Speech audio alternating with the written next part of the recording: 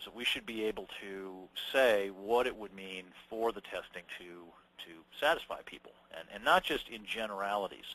Let's just talk about, oh, we should find bugs. Yeah, absolutely, we should find bugs. What percentage of the bugs should we find? What percentage of the important bugs should we find, and how does that relate to our overall defect detection percentage?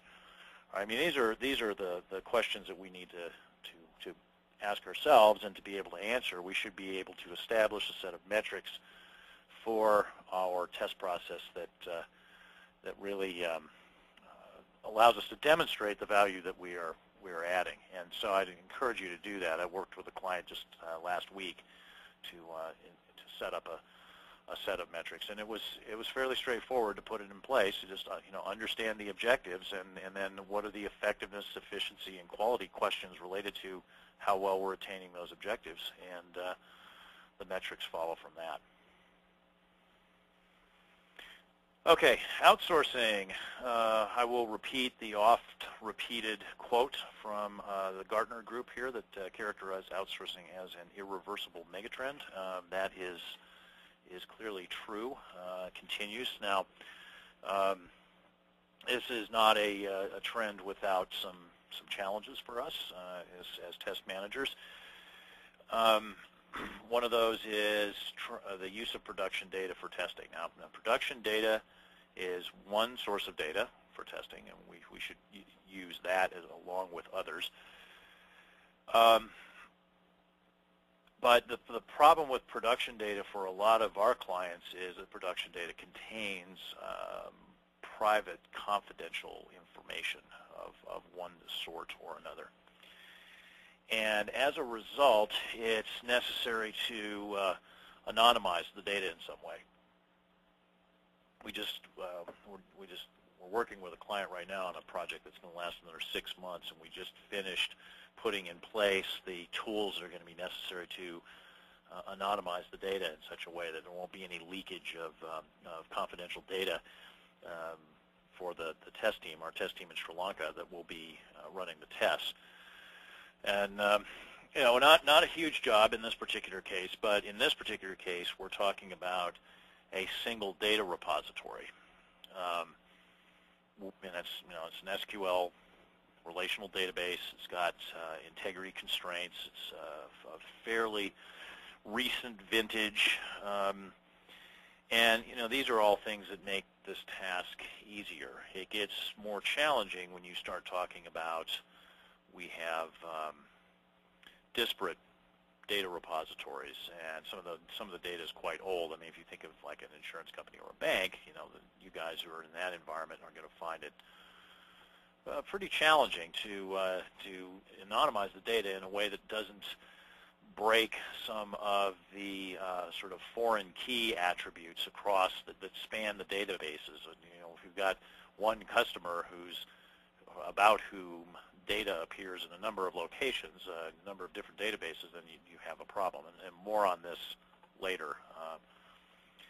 Now, testing tool licenses are another issue associated with outsourcing. Do we have enough licenses to allow our outsource partner to report bugs, to run automated tests, those sort of things? That's a challenge that our clients run into. Now, increasingly for both of these issues of the production data and the test tool licenses, we see people using VPNs, virtual private networks, to allow the outsourced test entity to work on the local environment, as it were, rather than packaging up data and buying tool licenses and so forth and shipping those overseas. And that seems to be a better approach. Now, if you're in an organization that is doing outsourcing, that is sending work out, then that's going to affect the skills mix of your team. You're going to need fewer individual contributor skills, if you will, in your team for the tasks that are being outsourced, and you're going to need more sort of test manager, test coordinator kinds of skills. I'm sure many of you, like me, have had the genius tester on your team, who the guy, or girl can man or woman can do anything, and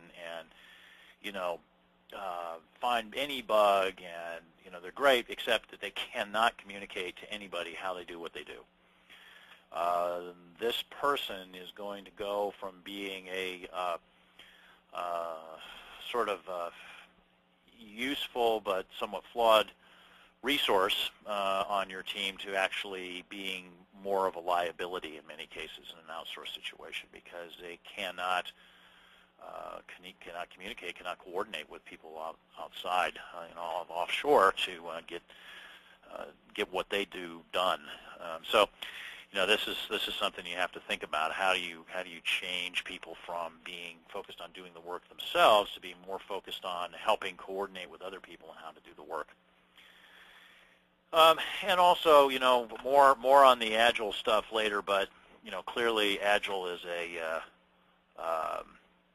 challenge in an outsourced situation because of the meetings and the need for a lot of communication. Okay, systems of systems.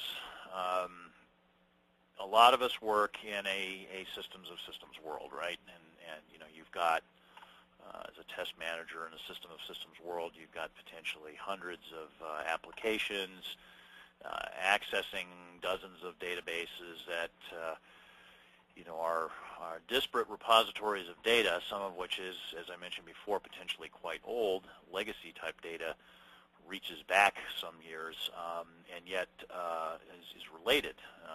If you're a bank and you've got a customer and you've had that customer for many, many years, it's quite possible that that customer has bought a lot of different products from the bank, and uses a lot of different products from the bank. And in this case, there might be data in multiple repositories that are related to this person, and we need to test in an end-to-end type of fashion to make sure that not only does individual applications work, but this across our system of systems in the data center, that everything works properly.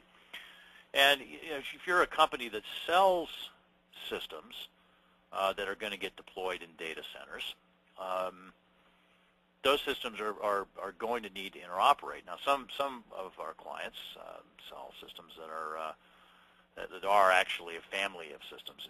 They're designed to interoperate with each other, and that means, of course, that those have to be tested. But just because you don't doesn't get you off the hook on this. And if you sell an application, for example, that creates, manages expense reports, just to pick an example that I'm familiar with as a traveling consultant, then don't be surprised when your customers want to take some of that expense report data, dump it out into comma-separated variable files or something like that, and import it into other financial applications that they have. And if that doesn't work, you're going to get phone calls. And the answer of, well, we don't support that, or the bug must be in the other application, and so forth, is going to be deeply infuriating to your customers. It's going to be a major dissatisfier, which is to say that it's going to be a major quality issue, even if you don't have a requirement to interoperate with that. So, really, as systems get tied together more and more tightly, it becomes important to understand how customers are actually going to use the software and make sure that it's tested that way. Now, some of these systems, of course, will be outside of your control, whether you're selling software or you're buying software for use in your own data center. There's stuff that might not even be in your data center, or might be coming from various places, and that of course makes resolving